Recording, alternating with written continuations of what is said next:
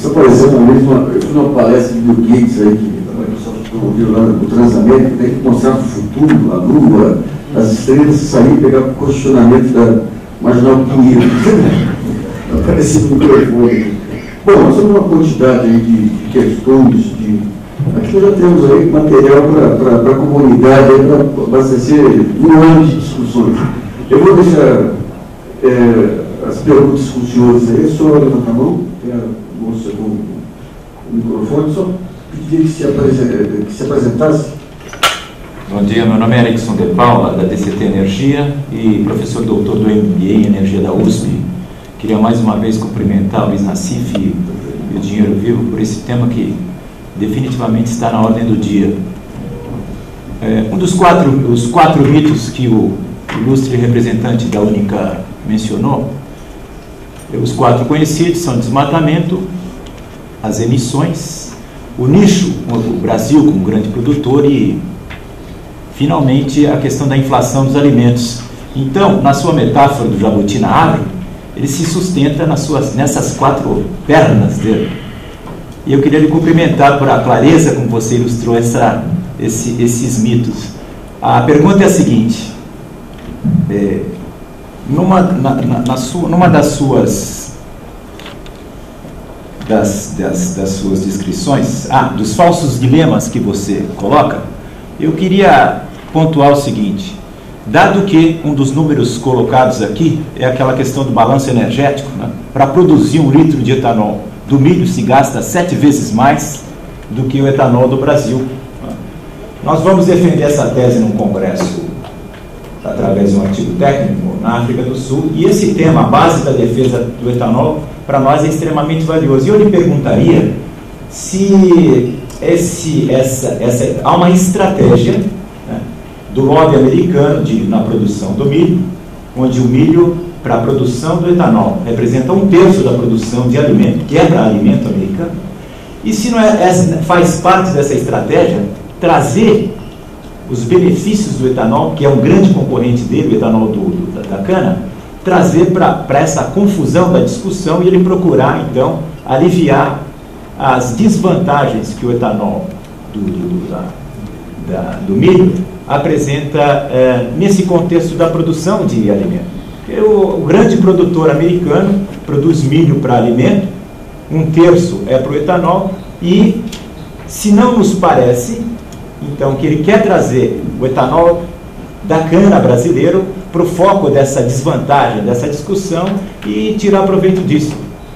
Nesse sentido, eu queria, então, reiterar o ilustre palestrante, que nessas atividades da Única, com toda a competência, tem demonstrado as vantagens do etanol brasileiro, se não seria o caso de deixar isso muito claro. Olha, o etanol brasileiro é da cana, a cana não é alimento, o etanol do milho é de alimento, né, tanto que representa 1/3 da produção dele. Obrigado pela pergunta, acho bastante oportuna. A questão do milho, ela certamente passa pela sua análise. Se a gente olhar um caso específico, a produção de etanol na China, ela foi iniciada a partir do milho. A China, antes de entrar na Organização Mundial do Comércio, ela estocava enormes quantidades de milho por questões estratégicas de estoque mesmo e as questões limitantes de negociação internacional. E num certo período eles acumularam demais e eles ficaram com um monte de milho que nem servia para a alimentação animal, que é o principal uso desse milho. E aí surgiu a ideia de utilizar o milho como fonte de produção de etanol na China. E isso foi muito estimulado pelos americanos, que venderam tecnologia, venderam todo o processo, e dessa forma, esses estoques de milho eles foram sendo utilizados, e isso incentivou o aumento da importação de milho dos Estados Unidos. Então, realmente tem um jogo um pouco nessa linha. Os chineses acordaram para essa situação, tanto é que eles estabeleceram praticamente uma moratória para a produção de etanol a partir de milho, ou seja, as novas unidades de produção de etanol na China serão de outras fontes. sorgo, mandioca, enfim. Né? A questão da eficiência energética, ela está relacionada com algumas características da matéria. Nós temos bagaço. O milho, praticamente, você não tem uma fonte endógena de energia. Você precisa trazer, seja gás natural, carvão, óleo, enfim. Então, isso nos coloca nessa posição de melhor competitividade do que eles. Mas, certamente, a coisa passa um pouco aí. Temos tentado separar as coisas, mas não é fácil. Né? A mídia internacional, ela não tem a notícia muito rápida, tudo tem que ser muito imediato, e hoje o jornalismo, o Nassif sabe muito bem disso, né? É instantâneo e nem sempre o jornalista está capacitado ou tem o tempo suficiente para fazer a análise correta, e a gente, infelizmente, entra na mesma baciada aí deles, mas estamos procurando diferenciar. Aliás, mais uma razão para entrar na comunidade de etanol aqui, vai ser de referência também para os colegas poderem buscar as informações aí. Meu nome é Mozart, sou representante da Petrobras, queria cumprimentar a todos pelas brilhantes palestras, tá? Mas eu fiquei preocupado com duas questões e aí gostaria, se possível, aprofundar ou tentar emitir a minha opinião, já que não precisa desse outro debate depois. Professor Antônio, de fato a Petrobras tem 2 fábricas de ureia e já tem estudado construir outras. Agora, não me consta que exista legislação proibindo qualquer investidor de montar outras. Não me consta que exista um monopólio estabelecido em legislação. A própria Petrobras detecta que existe um mercado, tem feito estudos econômicos para implantar novas fábricas, e o problema é o gás. Quer dizer, isso aí pode se resolver a curto prazo, desde que se confirme a expectativa de mais gás no litoral brasileiro. Então, eu acho que o problema é matéria-prima e não de legislação. E, Alfred, eu concordo que a indústria do petróleo consome bastante energia. Por acaso, a minha área dentro da Petrobras também é responsável por acompanhar os programas de eficiência energética da empresa, e a gente estuda com muito carinho isso, e os nossos dados demonstram internamente na Petrobras, do poço ao posto, algo em torno de 12% de tudo que se produz se consome para produzir, portanto, os outros 88%. Se esboçou aí um dado que levaria a um balanço energético negativo, me parece que isso leva a uma contradição de outros dados que, inclusive, foram apresentados aqui, que hoje, efetivamente, 84% da energia do planeta vem da indústria do petróleo. Acho que se nós gastássemos mais para produzir, não sobraria para usar. Então, não sei se as tuas fontes aí, então, mas talvez mereça dar uma checada. Olha, eu me referi a um estudo do NEREL, você conhece o NEREL, que é do National Renewable Energy Lab, um dos laboratórios nacionais do governo americano, e esse estudo também ele foi submetido à análise daquele modelo GRID do Argonne National Lab. Então, talvez ele reflita a situação da indústria do petróleo nos Estados Unidos especificamente, eu não saberia lhe dizer, mas enfim, é um relatório público e eu me baseei nessa informação. Felicito a Petrobras por ser mais eficiente.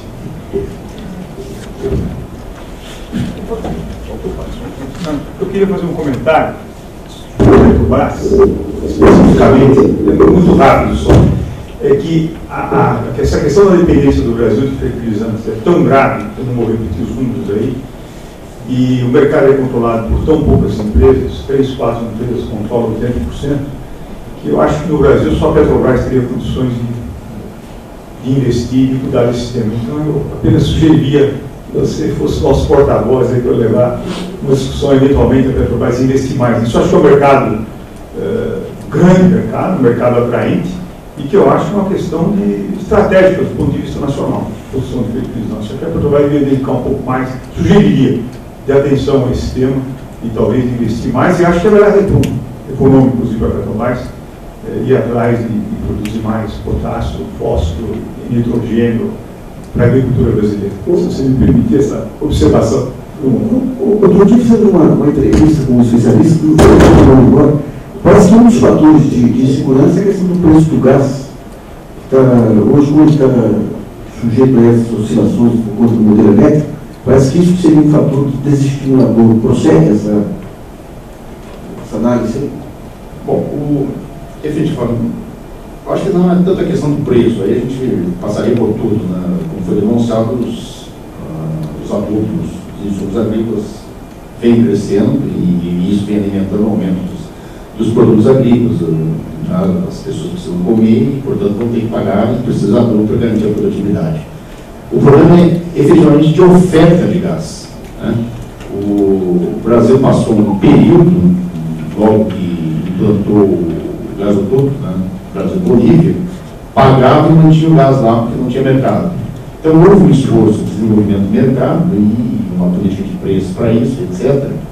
E objetivamente chegou a uma situação limite, ao ponto em que a Petrobras está montando hoje 2 terminais para importação de GNL, gás natural liquefeito, que vai ter que ser disputado no mercado internacional com o Japão, com os Estados Unidos, para atender demandas do mercado que se desenvolveu. Todo mundo quer gás natural, porque o gás natural está num preço, é um combustível melhor do que o óleo combustível, no entanto está num preço na base de poder energético melhor do que o óleo combustível. Então é uma contradição aí. Então é um problema de disponibilidade de gás. Em alguns momentos a Petrobras teve que reduzir a produção de ureia. Isso se expõe, inclusive, a ter que importar ureia para abastecer o mercado, mas importar ureia é uma forma de importar gás natural do estado mais concentrado. Então, efetivamente é isso, é o problema de disponibilidade. Existem estudos e, naturalmente, professor, esse debate é feito internamente a Petrobras está olhando com muito carinho essa indústria do combustível, a gente está aqui por isso. Mas eu acho que o senhor tem outros canais também para fazer chegar isso aí à alta direção da Petrobras, né? Às vezes opiniões vindo de fora diretamente lá em certos pontos, ou diretamente no governo, onde o senhor tem bastante trânsito, também isso pode influenciar. Meu nome é Paulo Gedana, sou do portal Pesquisa BR. Eu queria fazer uma colocação, uma pergunta para os da mesa, como eu referi ao que o Dr. Guedes comentou, que no Brasil está se fazendo álcool sem quanto álcool vão produzir. Por exemplo, existe um projeto. E meu negócio, meu foco não é álcool, eu trabalho mais no setor do biodiesel, o negócio é informações sobre o biodiesel, mas acompanho o álcool de perto. Ninguém falou do álcool celulósico.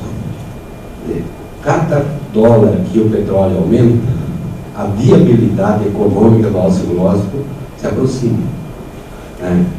E amanhã, se o álcool celulósico realmente se tornar viável, com a pesquisa tecnológica andando a passos largos, se falava em 10 anos, hoje se fala em 5, e se o petróleo continuar com as bocas grandes, estão falando de $200 em 2 anos, viabiliza o álcool celulósico, e aí nós temos N fontes de energia, de matérias-primas para álcool. Aí o pessoal da celulose vai entrar, uma questão de segurança energética dos países, cada país vai querer produzir o seu álcool, né? Os países nórdicos que têm madeira vão fazer. Então, como vai ficar o futuro do álcool, né, de cana nesse processo, né, com meia dúzia de grandes fábricas de celulose no Brasil, Suzano, Aracruz, Votorantim, todo mundo já pensando, já olhando lá na frente. É uma interrogação, uma dúvida que eu tenho, e gostaria que fosse esclarecida, que alguém tivesse alguma informação sobre isso. Eu vejo o álcool celulósico também será uma realidade no curto prazo, né? E esse mundo de cana que nós temos, né, com o álcool celulósico nós vamos dobrar a produção de álcool. Os países, por seu lado, vão ter segurança energética querendo produzir seu álcool internamente. O mercado internacional de álcool não pode ser afetado com isso. É uma dúvida, são colocações. Né? Se alguém tiver mais informações para transmitir, seria bom. Obrigado. Fazer um comentário bem rápido, porque eu acho que esse assunto vai ser objeto de uma outra mesa, depois do almoço. Mas o que a gente pode dizer nesse momento é que ainda temos aí um caminho relativamente, não vou dizer longo, mas extenuante, até chegarmos numa competitividade do álcool celulose. Até porque, dependendo da matéria-prima, né,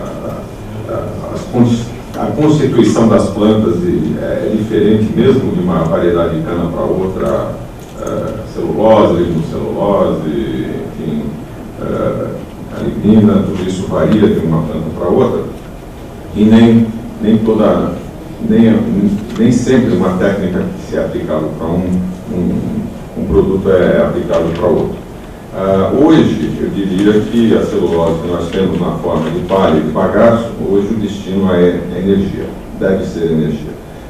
Não só pela demanda por energia que o país precisa, mas também pelas oportunidades e pelo domínio da técnica.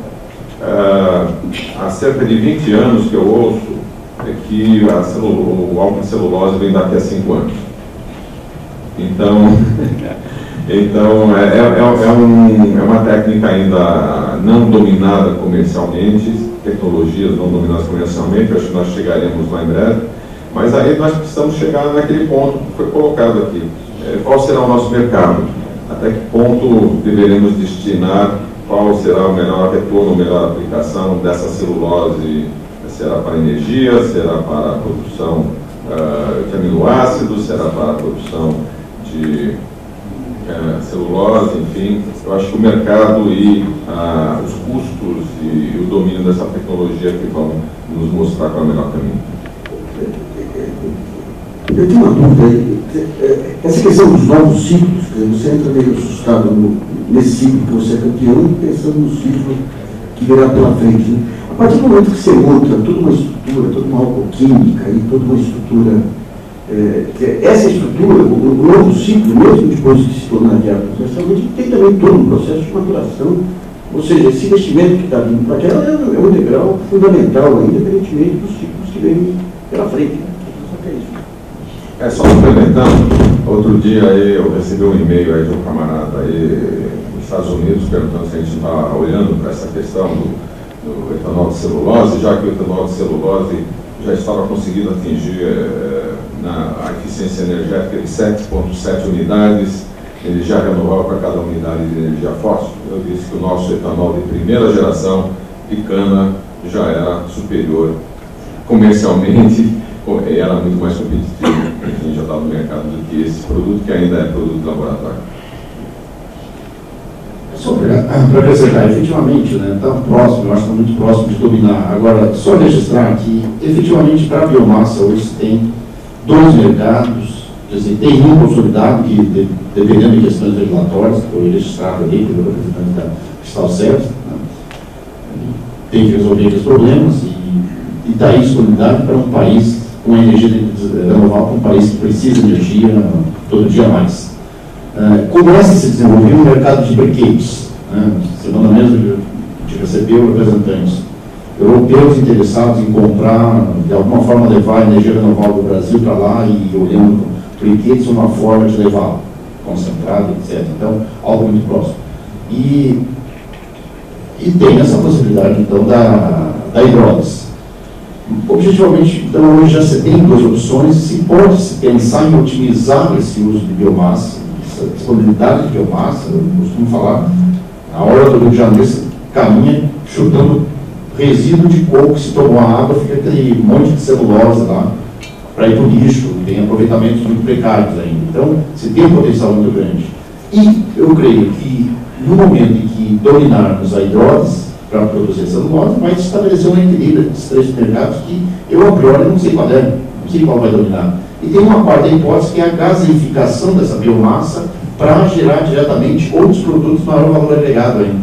Então, é um campo que se abre de novo, um campo que se abre para a agricultura, para a valoração do potencial agrícola brasileiro.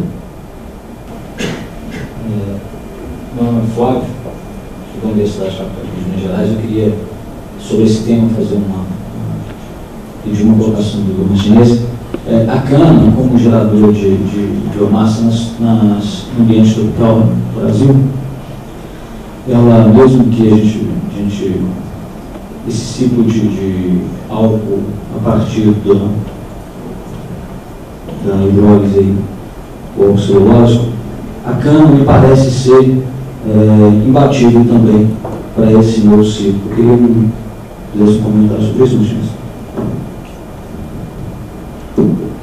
Então, eu acho que essa discussão, a gente tem visto muito essa discussão com relação ao milho, principalmente, né?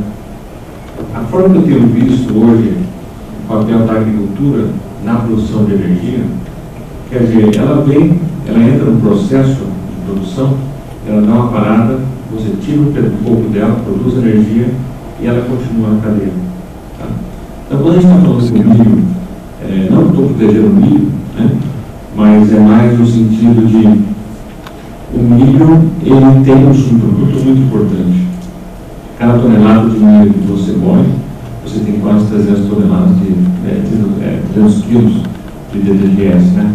Que é um subproduto que você usa muito na alimentação, tanto animal, questão da pecuária de corte de leite e carnes também, né?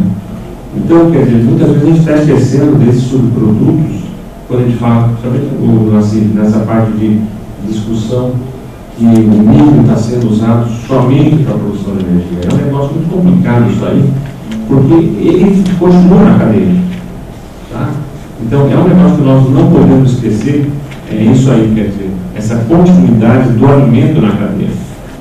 Deixa eu contar só para vocês uma história, uma pesquisa que a gente está envolvido junto com a Universidade de Illinois, aonde está sendo extraído óleo do churume dos porcos. Tá?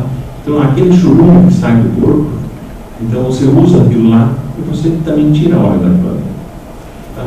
Então, só para você ver, então o milho entrou na alimentação do porco, depois ele defecou, fez toda a sua necessidade, você pega e produz o tipo de energia ainda. Tá?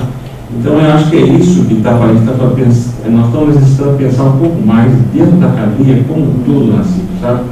E pensar, quer dizer, não destruir aquele produto. Um outro exemplo, tem a soja. A soja, quer dizer, qual é o principal produto da soja? Assim, não, o principal produto da soja é o óleo de soja. Não é. O principal produto da soja é o farelo de soja. O óleo de soja é um pouquinho para a alimentação nossa, para a gente cozinhar em casa, essas coisas. Tá? Mas o principal produto da soja é o farelo de soja. E ele que vai na cadeia, e ele que vai para a alimentação. Na alimentação de animais, de bovinos, de suínos, de tudo isso aí. Tá? Então, muitas vezes, a gente perde um pouco o senso, às vezes, ficar olhando só num ponto, sabe? Eu acho que a gente tem que precisar começar a abrir um pouquinho essa visão. Está sendo feito um grande número de pesquisas nessa área, que é a segunda geração, se o bagaço vai para energia, se o bagaço vai fazer etanol, quer dizer, o que faz com a folha no texto que está sobrando, né? Quer dizer, então eu acho que o debate, eu acho que seria muito, bastante nessa linha, tá? E só mais um ponto que eu queria aproveitar esse momento, o problema desse negócio de alimento e energia, né? Quer dizer, essa é uma discussão que está enorme, né? E ela começou toda com o aumento, não podemos esquecer, o aumento do petróleo de 40 para 100 dólares, aí, subindo esse preço do petróleo, e você viabilizando as outras fontes de energia. Tá? E a partir do momento que ocorre isso aí, por que o petróleo também está subindo? Nós não podemos esquecer da desvalorização do dólar no mercado internacional. Né? Então, a queda da desvalorização do dólar, né? Então, continua subindo o preço do petróleo. E com isso, nós temos todo um país, como os Estados Unidos, onde tem área limitada de produção, principalmente de soja e milho, que fica calabrito. Né? E aí os preços começaram a explodir, né? Começaram a aumentar muito rapidamente em função daquela discussão do que vai se plantar, plantar milho, plantar soja, dentro de uma área limitada, como é o caso americano. E lá com o formador de preço, né? Aquilo ali começa a disseminar para o mundo inteiro. Nós estamos vendo o preço da cana não subiu, né? Quer dizer, o preço da cana está aí, quer dizer, os preços das commodities estão subindo. Tá? O trigo está faltando na Argentina. Por quê? A soja avançou na Argentina por causa do preço internacional que ela estava. Ela estava de 5 dólares por bucho para 15 dólares por bucho. Né? Então, por causa disso aí. E além disso aí, não podemos esquecer, é a participação dos fundos de investimento. Né? Os fundos de investimento hoje, eles têm trazido uma volatilidade nos preços das commodities agrícolas que é uma loucura. Tá? Então, muitas vezes, quando nós vemos o preço de 15 dólares por bucho, Isso é muito discutível se na realidade ele se efetiva aqui em Esdófilo hoje. E no momento da entrega, aquela empresa é totalmente diferente. E não só hoje, pessoas que quem estiver na área financeira aqui, hoje o grande ponto que está ocorrendo no caso dos mercados futuros é que não está existindo convergência do preço físico, no caso americano, das commodities, com o preço futuro.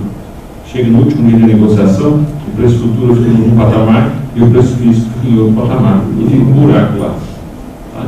E a gente sabe muito bem que na BMF, aqui no Brasil, nós não temos esse problema. Então, só para vocês verem o problema que nós temos, o problema realmente é muito grande, né? E está criando, e por isso nós até colocamos um pouco aqui no slide, nós chamamos um pouco de curto prazo, né? Quer dizer, essa celeuma, esse problema, esse imbróglio que está jogado aí, né? E vamos ver aonde que vai parar isso aqui no final, né? Mas eu acho que nós temos que ver a agricultura como ela tirando energia de alguns pontos, de alguns pontos dentro da cadeia. Então você vai e tira algum produto ali e ele continua na cadeia.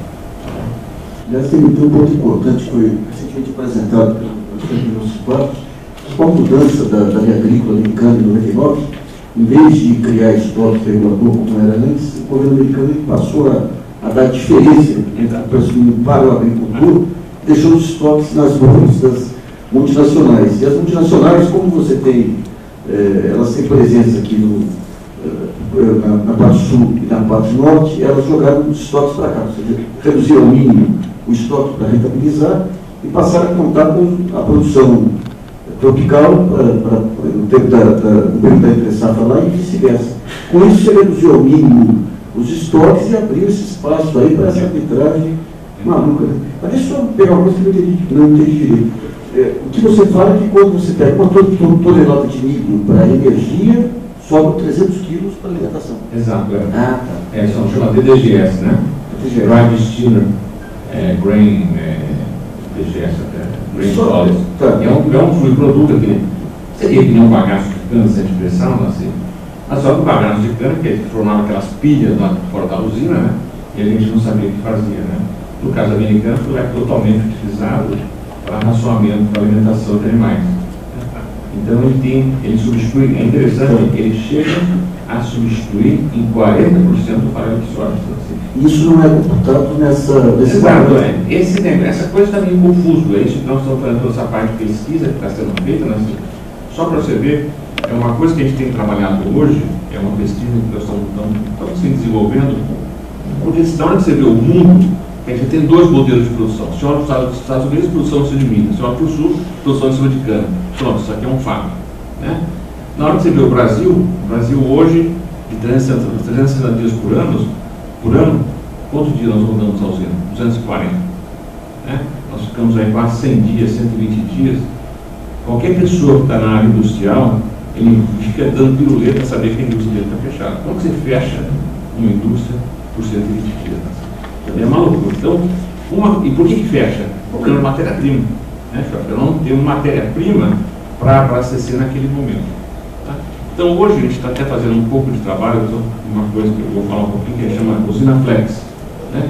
É encontrar uma matéria-prima alternativa, assim, para esse período que nós não temos a cana. Tá? Mas aí você fala, não, João, mas tem que fazer manutenção, tem que pôr o cano, tem que pintar a lata, não sei o que. Gente, o ponto todo que eu levanto é que uma indústria não pode parar. Né? Todo mundo que tem uma indústria, o pessoal que tem um parque industrial, que sabe, tem que rodar 24/7. Quer dizer, não pode parar esse negócio, tem que rodar o ano inteiro, 7 dias por semana, 24 horas por dia. Né? Então esse aqui é o ponto todo. Então um dos trabalhos que a gente está chamando agora de flex é até estudar a viabilidade de colocar milho nesse período, ou outra matéria-prima, tá? Nesse período que você não roda com cana. Porque o ponto todo nós temos que ter um grande armazenamento, quer dizer, o problema da energia, como está sendo colocado, quer dizer, a energia é produzida num certo período porque está rodando a usina. Está sendo trabalhado para diminuir esse período de que fica parada a usina. Né? Mas o problema nosso todo é que a cana, como matéria-prima, isso não é inadmissível, eu acho, né? No sentido de separar o negócio, porque você fala assim, não, é por causa que a cana não tem. Tudo bem, não tem a cana, mas tem outro negócio lá para enfiar lá dentro e começar a rodar aquele negócio, né? E essa outra matéria-prima, se você olhar um grande prospecto, né, surge o milho como uma das matérias-primas aí prontas, né, com tecnologia desenvolvida para ser. E aí está sendo criada essa ideia de usina flex, que é uma ideia, mas bastante estudo ainda, vendo se há possibilidade, se vai ou não vai. Principalmente no Brasil, que existe, quem mexe muito na área de agricultura, que é a milho safrinha, que ele entra exatamente num período de seco na safra. Então ele seria uma alternativa muito interessante, no sentido de você poder usar o milho, mas não que você vai substituir ou tirar o milho, não. Você faz uma parada ali, usa aí para a produção de energia, facilita a utilização das usinas de álcool com o período de utilização, né? E depois pega aquele subproduto, e aí você faz a alimentação de animais. E aí continua a vida. Em relação eu acho que a grande disputa vai ser a questão de área, né? A gente tem a cana que ocupa toda uma área muito grande, mas eu também concordo que, para mim, é um absurdo ficar uma indústria daquele porte parada. Qual seria o gargalo desse outro produto, por exemplo, o milho? Seria a distância, a logística de trazer o seu produto? Eu já escutei também do capim elefante para geração de energia, eu escutei outras fontes, mas quando a gente olha, fala assim, mas da onde que eu vou buscar isso? Né? Da onde que eu vou trazer esse produto? E se existe algum outro produto além do milho que poderia ser utilizado? Pode ser mandioca, outro produto, mas enfim, o milho, a gente estava estudando um pouco a adaptação da usina, o que tem que ser feito, né? Mas o milho, vocês vão ver, é um tipo de uma cultura no produto que não se mexe muito. O milho tem que ser consumo local. É interessante. O preço de um caminhão de milho e o preço de um caminhão de soja é só vocês verem na bolsa. O preço de um bucho de milho fica $3 por bucho. O preço de um bucho de soja está 12, 15. Quer dizer, quando você pega um caminhão carregado com soja, com milho, o caminhão de soja vale 4 vezes mais o preço de milho. Então o milho não dá, na hora que você manda ele para o porto, é muito caro chegar no porto, porque consome tudo. Por quê? Porque o preço que você tem naquele negócio não daquele caminhão. Então o milho hoje, ele tem sido uma cultura de uso local. Então a gente tem, isso é um outro problema, que ele já diz assim, não, João, mas então tem que trazer milho lá do Mato Grosso, de Goiás, para vir em São Paulo. É uma coisa que está se, como é que fazer isso aí? Isso aí é um problema que a gente está estudando um pouco, Mas uma outra coisa que a gente está pensando muito é na própria rotação de cultura. Na rotação de canaviais, nós começarmos a usar o milho na rotação de cultura de cana do que às vezes de soja. Então é um exemplo que você poderia usar.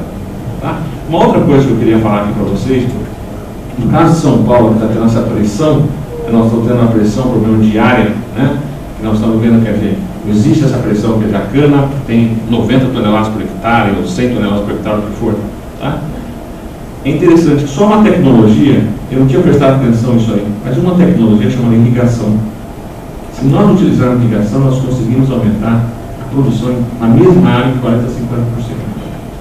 Então, aquela mesma área que você tem hoje no Brasil, se você fosse possível irrigar, então uma tecnologia que nós estamos falando, nós aumentaríamos a produção de cana naquela região em 40% a 50%, sem plantar nenhuma área mais, sem utilizar a outra mais produtiva de cana. Então são formas, e aí também você poderia estar usando milho, quer dizer, o milho você pode fazer o milho irrigado, o que for. Mas são formas, acho que é isso que a academia, nós como pesquisadores, acho que é essa capacidade de começar pensar um pouco, fazer esse brainstorm que a gente gosta de fazer, e depois estudar um pouco a viabilidade disso aí. Meu nome é Maurício Sampaio, eu sou o presidente da ABMRA, Associação Brasileira de Marketing Rural e Agronegócio.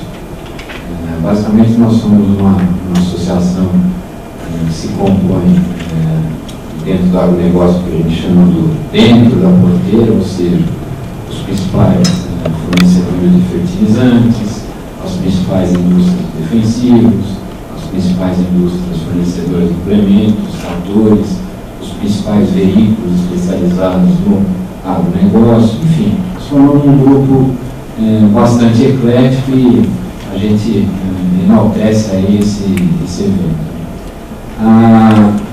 Gostaria também de parabenizar aí a UNICA pelo início de uma estratégia de marketing, Nós tivemos a oportunidade de estar aqui com o Marcos Yankee, quando ele assumiu recentemente a UNIC, trouxe um ar muito mais posicionamento do que Porque a percepção do consumidor brasileiro no mercado interno via a respeito do etanol. Foi feita uma pesquisa que, para mim, me surpreendeu bastante, que 40% das pessoas que usavam o carro flex não sabiam que poderiam colocar álcool no carro com gasolina por absolutamente falta de informação, o que remete a uma afirmação que falta muito marketing do agronegócio brasileiro. Né?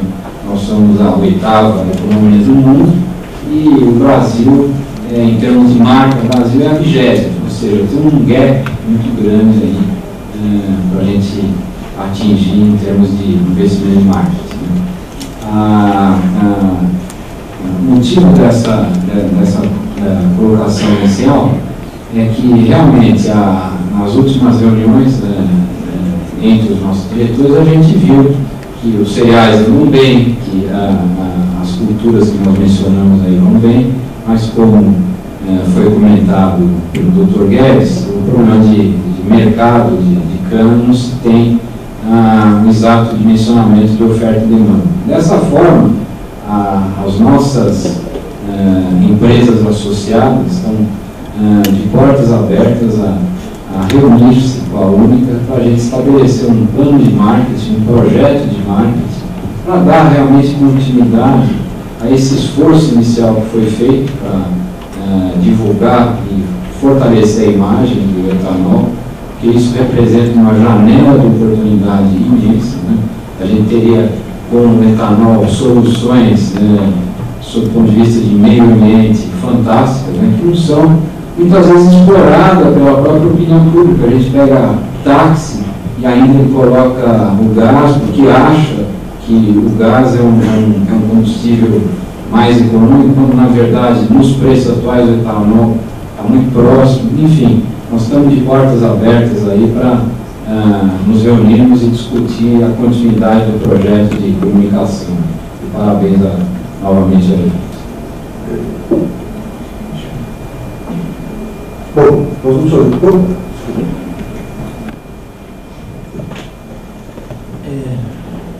Bom dia, Jean Negro, da Secretaria de Energia. Bom, eu parabenizo também pelo evento, pelo convite. Eu queria só fazer uma colocação em cima da questão da conexão que o Celso colocou, até para dar uma uniformidade no que ocorreu, no que está acontecendo.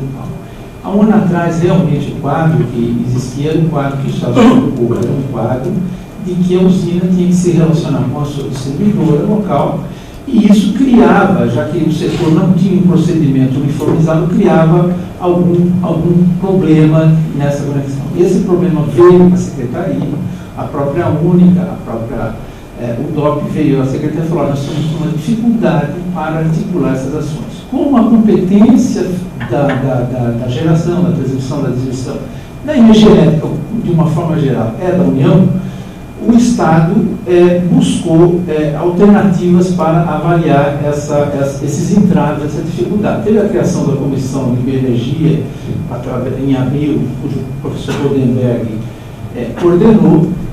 Lá foram definidos os temas, e um dos temas foi a cogeração, e um dos pontos principais da cogeração é o entrave da conexão e outras coisas que também estavam envolvidas, a questão da desoneração tributária. Essa conexão, então, nós fizemos o seguinte, nós acabamos fazendo um acordo com as concessionárias de distribuição, fechamos um protocolo, convidamos os agentes setoriais que tinham a competência sobre essa conexão, que era a ANEEL, que é o órgão regulador, e o Operador Nacional do Sistema, o PNS, que opera o sistema, e fizemos um mega trabalho entre novembro e janeiro, no sentido de cadastrar todas essas conexões que tem em São Paulo. Na verdade, temos 105 usinas. Essas usinas voluntariamente apresentaram seus dados a esse grupo de trabalho. Esse grupo de trabalho fez um trabalho de conexão para buscar a otimização dessa conexão.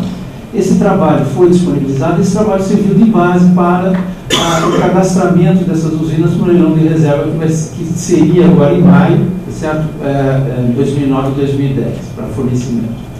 E o que mostrou esse trabalho? Ele mostrou o seguinte, realmente não havia muito sentido a conexão ficar na estrutura da distribuição, porque as áreas geoelétricas do Estado de São Paulo elas são diferentes das áreas de concessão. Então foi feito um trabalho concessionária de avaliação dessas conexões. E o resultado foi uma conexão otimizada, em alguns casos compartilhada. Nós fizemos uma avaliação, essa avaliação dessas 105 usinas mostrou que a maioria das usinas, 90% da potência dessas 105 usinas, estão com um preço abaixo de R$10 por megawatt-hora de conexão, para um preço de leilão em torno de R$149 por megawatt-hora. Então, por quê? Porque foi feita uma otimização, inclusive com aspectos até de compartilhamento. Essa usina que foi mostrada aqui, Moema, Guariroba, se você compartilhar junto com Guariroba, que foi a solução encontrada, o custo dela cai para R$9 por megawatt-hora, o custo da conexão dela. O que precisa ficar claro é que se no setor existe uma legislação, que o Celso também conhece, tal, que existe a transmissão, as linhas são de transmissão, distribuição e uso exclusivo. Esse uso exclusivo está muito bem caracterizado. Se o elétrico que passar naquela linha só tem um proprietário, é ele que paga por aquela linha. Essa é a regra, isso está na lei. Porque se ele não pagar o restante do setor vai pagar. Esse é o conceito. Então, a questão da conexão, ela hoje está legalizada, ela tem uma base fundamental. Todos os geradores, fundamentalmente, se conectam desse jeito, a regra é essa. Quer dizer, se o elétrico que passa naquela linha é dele, ele que paga por aquela linha. Se passa mais um elétrico compartilhado, ele é rateado em função ou distribuição ou transmissão. Então, eu queria só dar essa explicação. Esse trabalho está consolidado. Os cogeradores vieram depois na secretaria e falaram, não, tá bom, não é problema de custo, é problema que nós não sabemos fazer a conexão, é uma atividade extra à nossa atividade, precisamos de uma ajuda nesse sentido. Fizemos uma reunião com a Única, com a COGEM, que é a Associação de Cogeração de São Paulo, na própria secretaria, junto com o ACTEP, que é o principal órgão transmissor, empresa transmissora do Estado de São Paulo. Está sendo firmado um acordo entre a ACTEP e as associações, para que seja feito um trabalho de viabilização das conexões, sob o ponto de vista técnico e econômico, certo? Porque aí já é uma atividade bilateral fora da regulação, para viabilizar essas conexões, esse acordo com a intervenção da Secretaria. E para que a Secretaria aí? Para exatamente ela, o que precisar em termos de ações para desentravar esse serviço, tipo ações ambientais, ações de travessia, que eventualmente ela possa exercer para facilitar essa conexão, ela vem exercer. Então a Secretaria entra com uma ação articuladora de fomento a esse trabalho, que na verdade são as associações da COGEM e da Única, que firmariam com a CETEP. Esse decreto, esse protocolo deve estar sendo assinado nessa semana, na próxima semana, para viabilizar. Então, eu diria o seguinte, estava realmente complicado o problema há um ano atrás. Melhorou muito, inclusive a própria ANEEL está promulgando resoluções alterando esses aspectos de conexões para facilitar esse aspecto. Então, eu acho que há casos isolados de algumas usinas que realmente os custos são maiores.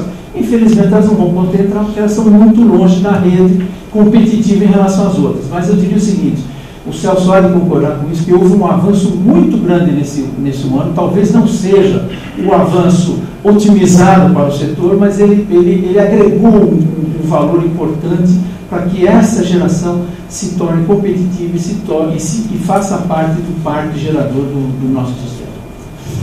Eu acho que o trabalho da Secretaria foi fundamental nesse processo. Acho que a Secretaria chamou a responsabilidade e o principal, ela viu a dificuldade, né, que era o setor. O avanço, quando a gente fala assim, eu consigo implementar uma usina em 2 anos para gerar energia e precisa de 1 ano para se escrever uma regulamentação, você me obrigar a entregar energia em 2010 e demorar 1 ano para escrever a regulamentação. Então já começa alguma incompatibilidade. Acompanhei todo o processo junto, vi, sei, e teve um andamento. Só que agora, acho que uma última informação que você não teve acesso é que nós tivemos uma reunião no Ministério de Minas e Energia, tem 2 semanas, e escreveu uma carta conjunta da Única, falando assim, ó, não está resolvido o problema, não está, adia o leilão. Então o adiamento do leilão foi um pleito do setor, porque o setor entende que não está resolvido o problema.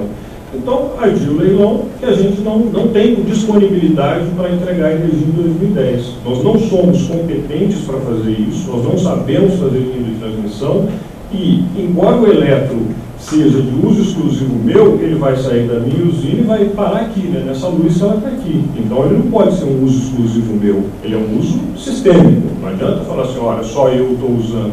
Se a gente for pensar assim, toda essa rede elétrica que foi construída durante 50 anos de estatais, de governo incentivando a energia, o desenvolvimento do país, é que a energia ela tem um fator estratégico, né? Então é o governo, é o Estado, não é o governo, é o Estado incentivando o desenvolvimento energético. E quando acho que um setor que tem um potencial na mão e se levanta a mão e se diz incompetente para construir uma linha de transmissão, e principal, de que o custo dessa linha de transmissão não deve recair todo sobre o consumidor, e a prova disso é que 10 anos não, 2002, desde o apagão, né, desde o último racionamento de energia, desde esse tempo, com um programa de governo Proinfa, com 2 leilões de energia, e a gente vê um cantinho desse aproveitado, é porque tem problema. Então, acho que, parabéns, a Secretaria de Energia teve um papel fundamental de identificar o problema. Assim, estou vendo o problema, né? Vamos intermediar o meio de campo. Mas ainda não surgiram efeitos, ainda não tem regulamentação. E o mais interessante é que a proposta de regulamentação que saiu é a existente. Estão dizendo que já existia antes, não houve mudança, não houve nada. Nós não podemos pagar um custo de 30% do investimento em transmissão e doar essa linha para uma rede que vai ser de uso comum. Amanhã vai desenvolver uma região, vai vir um consumidor e vai usar essa rede. Então, eu acho que é uma questão que a gente pede muito para o governo, fazer assim, vamos fazer uma regulamentação por competência. Eu sou competente a gerar energia, eu sei fazer gerador, turbina, caldeira, trazer o bagaço, quero ter tempo para buscar palha, estudar palha. Não me coloca para fazer uma rede elétrica a cada 10 anos. Eu não tenho pessoal qualificado, eu tenho que correr atrás, eu tenho que disponibilizar todo o batalhão nosso para fazer uma coisa que a gente não sabe fazer e vai fazer uma vez na vida, uma, 2 vezes na próxima expansão. Então a gente pede uma regulamentação por competência. Então, eu acho que é isso que está faltando para o governo, ter uma visão estratégica de desenvolvimento do potencial. Que está aí, é grande, né? Muito grande. E quando vier a palha, a gente vai dobrar mais ainda esse potencial. E, mais uma vez, obrigado pela Secretaria, o apoio de vocês foi fundamental. Bom, vamos fazer um pequeno intervalo aí para o almoço. Aí voltamos amanhã, foi uma manhã extremamente produtiva aí. Espero que a gente consiga dar seguimento na comunidade. Muito obrigado aos palestrantes.